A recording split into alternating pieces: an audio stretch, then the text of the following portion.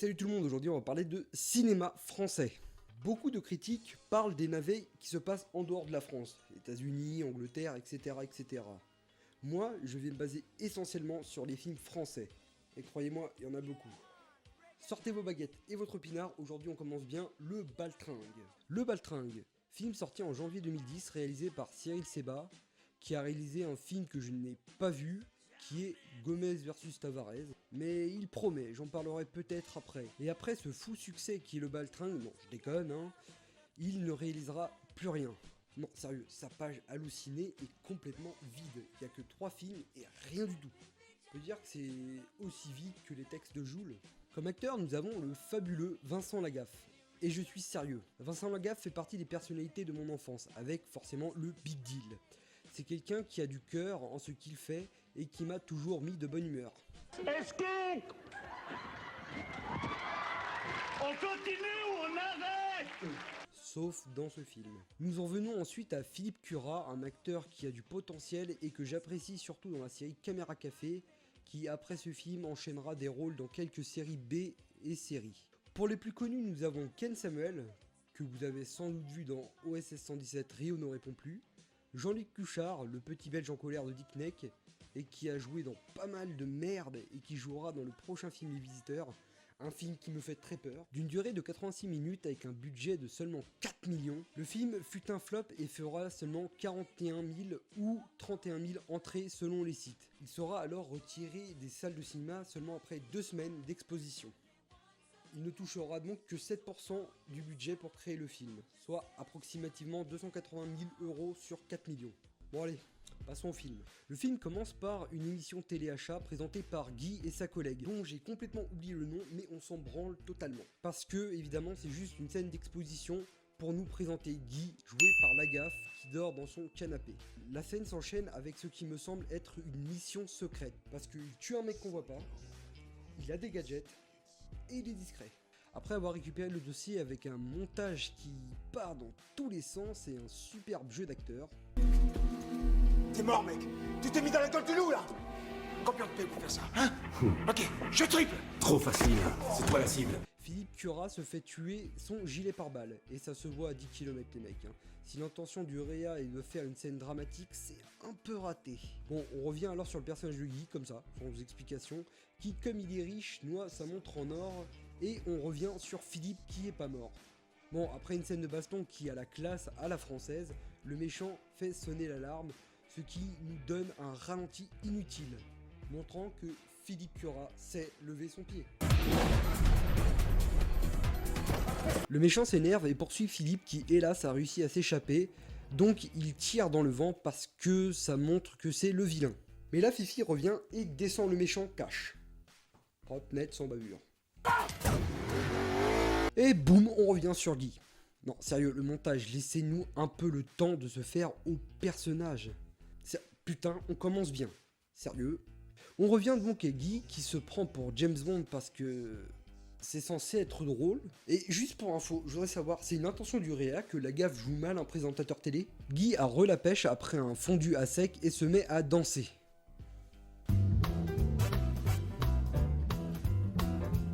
Bref, on repasse à Philippe qui nous présente un commissariat ou un bureau de la police dans un hangar bien vide. Bon, il se trouve que c'est un vrai agent secret, donc le fait que les locaux soient dans des hangars complètement isolés, c'est bien. C'est déjà plus réaliste que le Shield. Bon, Captain Janvier, donc Philippe Curat, doit partir en Normandie pour exécuter la mission, ce qui doit être drôle parce que les blagues de merde s'enchaînent sur cette région. Alors je sais pas ce qu'il y a en Haute-Normandie, mais c'est forcément très drôle. De retour sur Guy, il fait signe au sosie de Jean-Paul Rouve du staff de dégager la voiture qui est sur sa place de parking. Donc en gros, Guy est en emmerdeur qui porte des chapeaux de chez Tati. Oui bon, je l'ai pas sur moi, mais j'ai le même que lui, je le jure. Après un bref passage long, très long, où l'on nous présente que Guy est quelqu'un de très prisé, celui-ci montre voir la patronne Nympho, et je déconne vraiment pas. S'ils réussissent leur épreuve, ils ont droit à un cadeau. Un gros cadeau. Ah oui, un gros cadeau. Ah oui, un gros cadeau. Après un passage très dérangeant pour attirer les beaufs sans doute, un passage qui dure très longtemps, trop même. Il enchaîne donc sur un casting privé sur une future émission qui me semble vraiment naze. Ce casting sert donc strictement à rien, car on enchaîne direct sur la prochaine protagoniste, qui... c'est vraiment mal placé. T'enchaînes pas ça comme ça, hein. Tu montes pas un casting pour partir direct, quoi. Ok, ça va revenir plus tard, vous vous en doutez certainement, hein. On va pas montrer... C'est comme le fusil de Tchekhov, hein. On va pas montrer ça directement, et le laisser comme ça. Non, on va forcément revenir dessus. Mais quitte à revenir dessus, autant le mettre directement après, et pas nous montrer ça, quoi. Ah putain, je divague encore une fois. Donc, je disais, une nouvelle scène pour nous présenter la prochaine protagoniste, avec un passage de l'émission de Guy qui doit sans doute être un bêtisier. On est d'accord, il doit être aux alentours de 10h du matin, à peu près. Et là, nous arrivons dans un studio, et oh mon dieu, un montage foireux.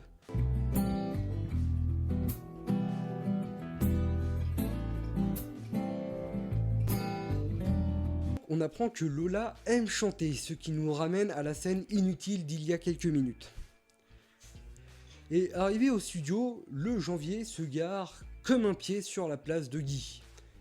Et vous connaissez la suite. Donc la nymphe et Guy discutent du nouveau concept et Lola chante tellement bien qu'elle interpelle tout le monde.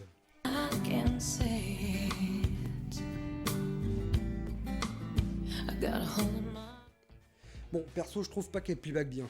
Ouais, c'est quand même grillé à 30 km. Merci l'ingé son. Donc Guy kiffe la voix et en fait des tonnes comme d'habitude. Mais bon, la nymphe a capté le truc du playback. Enfin, c'est pas dit comme ça, mais j'aurais préféré que ce soit dit comme ça. Bref, après avoir pourchassé Lola, Guy lui annonce qu'il va la pistonner. Donc Guy part chercher Janvier qui abandonne Lola, car son cachet l'empêche d'aller plus loin. Hein. De toute façon, on s'en branle strictement d'elle, hein. Elle sert à rien. Donc Janvier monte avec le lourdingue et l'amène en Haute-Normandie. Je vous passe donc le putain de faux raccord qu'il y a derrière la voiture, merci Michel. Et une grosse avalanche de blagues qui prouve que Guy est lourd, enfin, je veux dire, il y a les lourds drôles comme Jacques Villeray dans Le Dîner de Con et le lourd comme Vincent Lagaffe. Non, parce que si c'est un rendez-vous galant auquel vous allez, moi j'en touche un mot à mon pote, là, le patron du casse-dingue, et là j'aime autant vous dire qu'à la gisquette, ça va pas être Toblerone, pistache et mousse à 2 balles que vous allez lui faire. Ah, là ça va être Hollywood Story et Story Hollywood. Arrivé au casino, Janvier débute son enquête, jusque-là pas de gaffe, de l'espionnage classique au cinéma. Et on nous présente donc les méchants que je vais surnommer Jules Fou, Prostitute et Hunger Games. Oubliez Prostitute tout de suite, elle sert strictement à rien. Après une conversation avec les services secrets, Janvier a ordre de tout nettoyer car les méchants sont de mèche avec le casino. C'est la marmelade de ma grand-mère, c'est la marmelade de ma grand-mère. Dansons la marmelade ce soir sous les ponts. Dansons la marmelade ce soir mon garçon. C'est la marmelade de ma grand-mère, c'est la marmelade de ma grand-mère.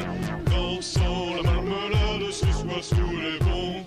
Dansons la marmelade ce soir mon garçon. C'est la marmelade de ma grand-mère, c'est la marmelade de ma grand-mère. Dansons la marmelade ce soir sous les ponts. Dansons la marmelade ce soir mon garçon. Le grand bloc sur ce c'est la marmelade de ma grand-mère, c'est la marmelade de ma grand-mère. Dansons la marmelade ce soir sous les ponts. Dansons la marmelade ce soir. À moi que tu parles, beau gosse. À moi que tu parles. Guy et Janvier arrivent à s'échapper des ravisseurs avec l'aide d'un caddie de golf, et après un cut où les méchants rattrapent Janvier, faux raccord d'ailleurs au passage, le duo passe donc dans un champ de tir à l'arc, et vous connaissez forcément la suite. Je crois que vous avez une flèche dans la cuisse.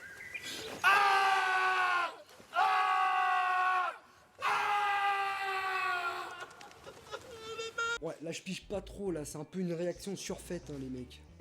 C'est vraiment nul, ça fait rire plus personne depuis le premier film des Frères Lumière. Ouais, c'est vieux. Il n'y avait même pas de son à l'époque, pour te dire. Et là arrive une scène inutile où ils ont dû payer un cascadeur pour faire son kéké.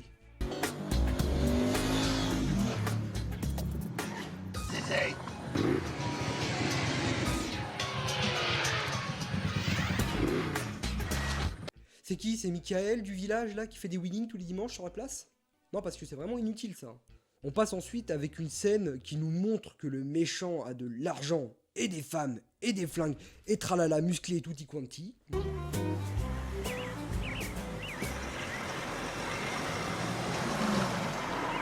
Quoi? Attends?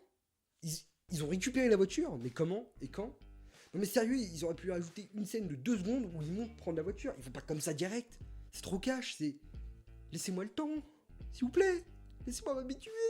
Ouais, je joue très mal la comédie. J'aurais pu jouer avec eux d'ailleurs. Hein. Donc après un montage sur une musique de film porno,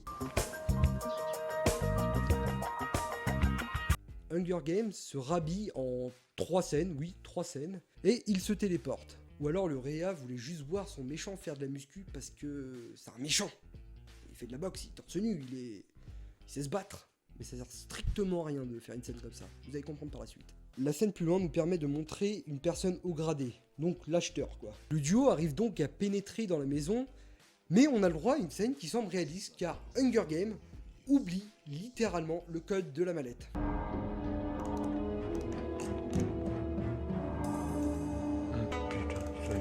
Ça commence. C'est vrai, dans les films ils oublient jamais le code ou les clés ou le truc, mais ça peut arriver. Hein. Je crois que c'est la meilleure scène du film, hein. C'est la seule idée intelligente qu'ils ont eue dans le film. Dommage que ça n'a pas été repris dans d'autres films, mais je trouve que c'est un bon essor de comique. C'est pas mal. Le reste des scènes est un méli-mélo pensant du méchant au gentil, au méchant au gentil qui se battent, au méchant au gentil qui s'infiltre pas. Oui, ils ont carrément braqué le mec, là. C'est plus de l'infiltration. Hein. Donc après une intercation entre le duo et les méchants, Guy récupère la mallette et se tire. Et là le méchant s'énerve, mais genre très mal. Je vais te massacrer. Toi, je touche à mon frère. Hein? Je t'en prends à mon frère. Attends que je te retrouve. Je vais te massacrer. Yippee pauvre con. Il s'échappe en passant par une ouverture dans un buisson. À croire que la maison est faite pour être cambriolée, car on peut se le dire, hein, l'ouverture est vraiment mal faite.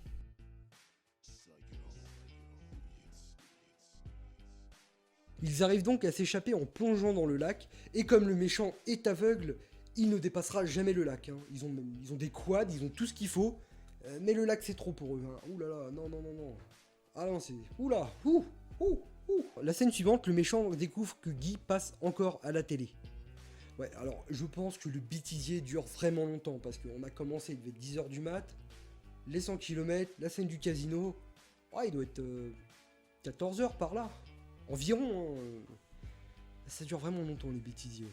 Donc, le méchant anglais appelle Guy et se fait passer pour son pote. Guy lui dit donc où ils vont aller. Ouais, pourquoi pas cramer le scénario, ça irait vachement plus vite. Hein. Le duo part donc chez Janvier pendant que les potes de la cité où habite Lola se préparent à combattre une armée avec des gens méchants et des armes. Mais revenons à la part de Janvier où d'une c'est complètement improbable physiquement, et de 2 c'est mal fait, et de 3 ce film a réellement vieilli.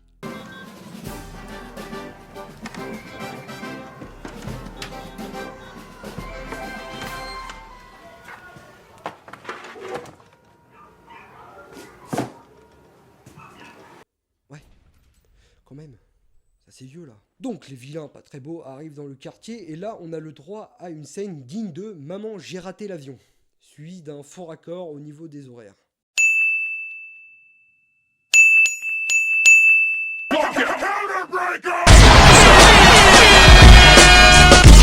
Bon, au lieu de vous expliquer le détail de toutes les scènes, je vais vous les montrer et ensuite je vais faire une grimace qui va vous prouver ce que je pense de cette scène-là. Ok ? Vas-y, putain. Allez. Allez.